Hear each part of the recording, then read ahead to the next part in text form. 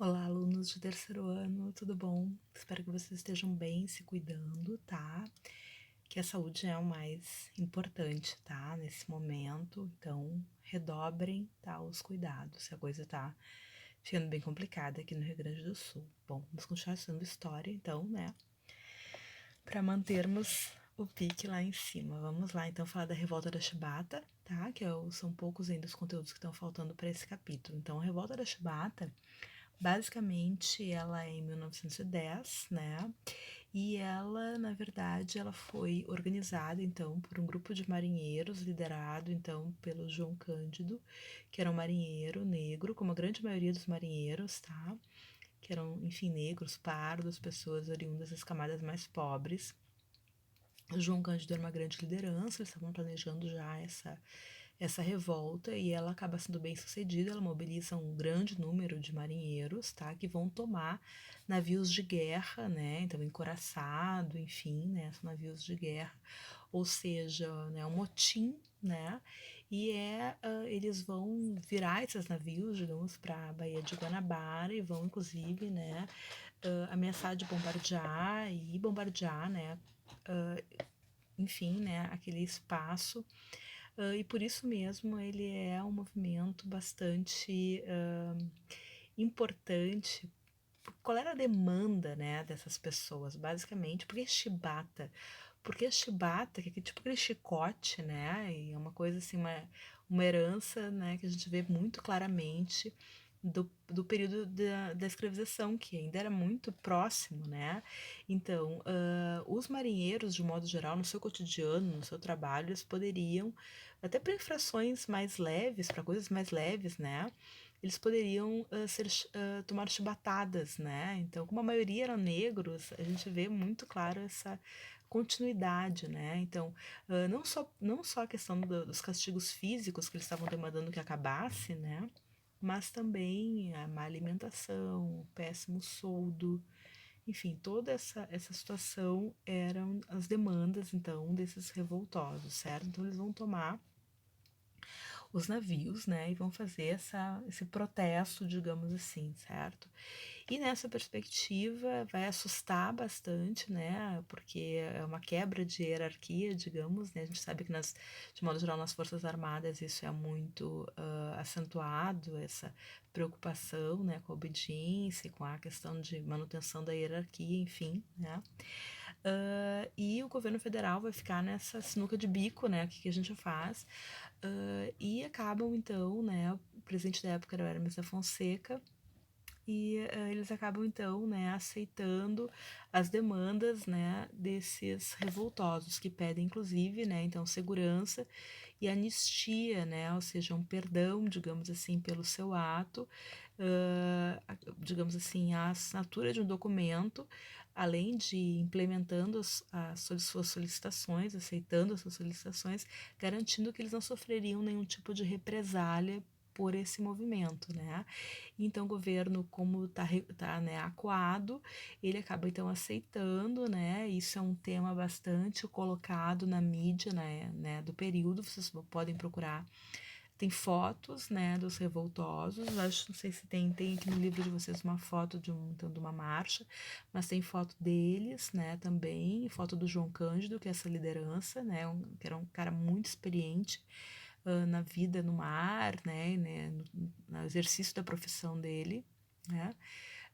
Também temos charges, né, mostrando assim o João Cândido como alguém que, enfim, né, coloca o presidente contra a parede, enfim, tem charges da época também que eu achei interessante se vocês darem uma olhada. Eu vou tentar fazer um slide só de charges desse período da República Velha, enfim, para vocês poderem analisar imagens da época também.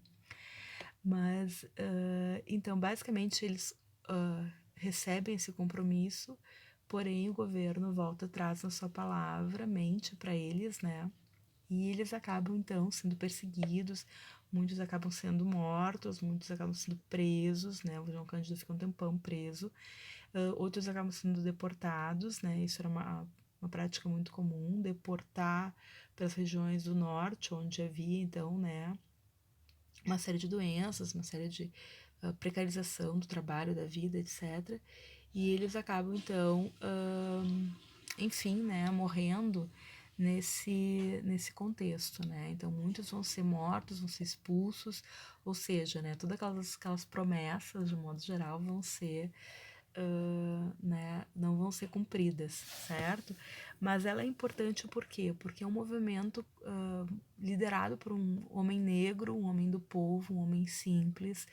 Então é bem importante a gente também fazer essa né, ressaltar isso, assim, né?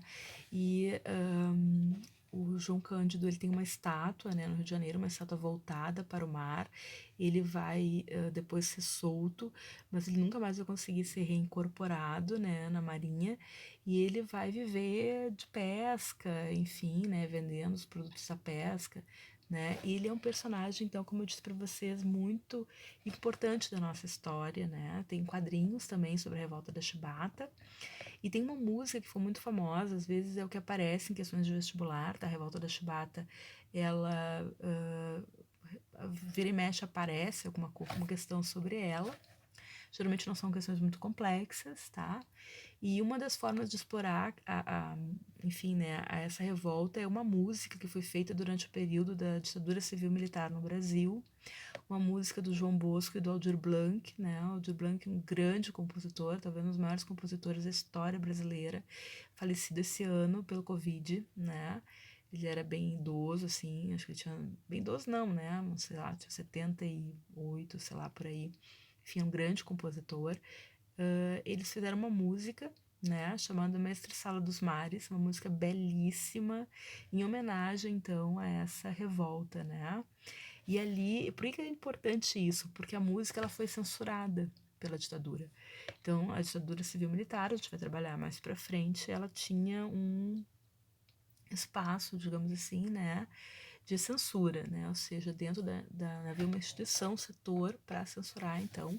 E eles receberam a música de volta, né? Com várias partes cortadas e eles tiveram que mudar a letra da música, basicamente, tá? Então tem uma gravação da música, como ficou, né? Depois da censura. Ela foi cantada pela Elis Regina, também, uma das maiores cantoras da história brasileira. É belíssima essa música. E aí nós temos a letra original, né? E a letra que ficou, né? Que foi permitida na época, né? Ela participou naquele período da ditadura civil-militar, tinha uma série de como é que se diz, festivais de música, né? Acho que ela ganhou algum tipo de premiação, enfim. E essa música, ela então ela é mudada e às vezes nas questões de vestibular exploram essa questão, né? Então essa ressignificação, apesar da revolta ter acontecido em 1910, a gente tem lá, né, na década de 60, 70, um olhar novamente para essa música, uma ressignificação, né? Como a gente falar hoje, por exemplo, das estátuas, né, que é também um assunto que está bastante colocado. Então, o que mudou na música? Enfim, vocês podem procurar e fazer essa comparação, né? Vocês encontram isso facilmente no Google. E acho que no livro que você trabalhava anteriormente também tem, né? Então eu vou, de repente, copiar essa música e disponibilizar para vocês essa comparação. Mas só para vocês terem uma ideia, por exemplo, se trocava, né, alguns termos, por exemplo, se atribuía né, na letra que ficou o termo feiticeiro para ele, né? Por quê? Porque daí tu fazer um link com uma ideia das religiões, né, de matriz africana, era uma ideia tentando negativizar, digamos assim, né, tornar negativo esse olhar, como se ele fosse alguém, enfim, né, como se fosse um charlatão ou alguma coisa nesse sentido, né? O próprio refrão ali, né? Que tem, enfim, procurem a música com a Elis Regina, por favor, tá? Que a voz dela é melhor. Mas tem uma parte, por exemplo, ele fala ali, né? Constantemente, salve o navegante negro. Então, na verdade, a letra original não é navegante negro, que vai aparecendo várias vezes na letra, mas sim almirante, era assim que eles colocavam, mas almirante é o posto mais importante da Marinha. Na ditadura civil-militar, né, os censores não admitiram que um negro pudesse ser almirante, né? Então, nessa perspectiva também a música vai sofrer essas modificações. Então ela é de uma fonte histórica interessante para a gente entender não só a revolta da Chibata, mas também o próprio contexto da ditadura, que foi quando ela foi gestada, certo? Então, basicamente, sobre a revolta da Chibata era isso. Trabalharemos agora o movimento operário e encerramos esse capítulo. Beijo, bons estudos.